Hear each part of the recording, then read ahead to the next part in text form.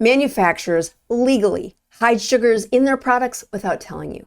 Learn the 5 worst sugar-free foods that spike your insulin. Let's start with electrolytes. I manufacture my own keto products, so I have seen how sugars find their way into products that should be healthy. Next time you read the ingredients on an electrolyte pack, look for the word natural flavorings. This lovely, harmless term sounds safe, but it should clue you in that there's something more going on. If you're buying a powdered product with natural flavorings, it means that they had to spray the flavor onto a carrying agent. For electrolytes, you have 2 options for flavor carriers. The best and most expensive is gum arabic. It doesn't raise blood sugars, and it's the one that I use in my products. The cheaper insulin-raising one is maltodextrin.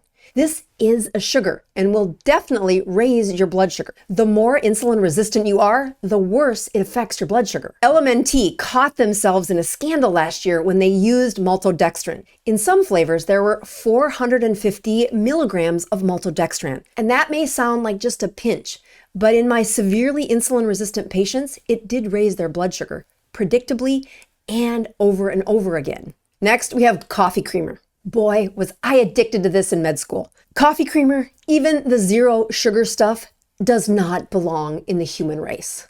Let's take a look at this ingredient by ingredient. First, we have hydrogenated vegetable oil. It's first on the list because it's the most ingredients. And it says in parentheses that it could be coconut oil, palm oil, or soybean oil. And if it was just coconut oil, which has some medium chain triglycerides in it, I wouldn't care much.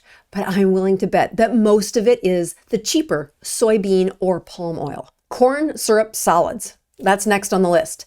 Natural and artificial flavors. Remember, this is where they can hide that maltodextrin, and they do. Next, they have cocoa, and then sodium caseinate. This is what got me addicted. Sodium caseinate breaks down in your gut to something called casomorphin, and that might sound kind of familiar. It acts on the same receptors as morphine. Yes, the very addictive opiate. It gives you a comforting feeling, and I definitely felt that when I'd been drinking it for years. And I felt the removal of it when I tried to stop it. It is truly addicting. And at the very end, we have sucralose, which is 600 times sweeter than sugar. And then there's ACE-K, which is only 200 times sweeter than sugar. If I drank this, it would definitely spike my blood sugars. And if I did it a couple of times a day, it would lead to a stall in weight loss.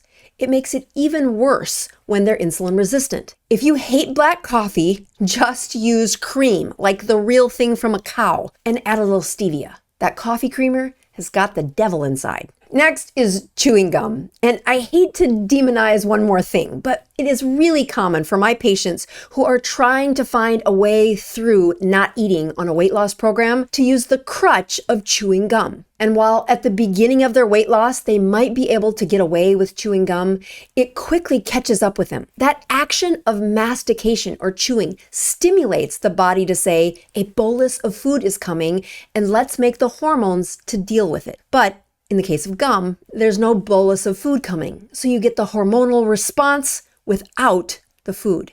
And this is a weight loss stall. This stimulates insulin. And then there's collagen powder.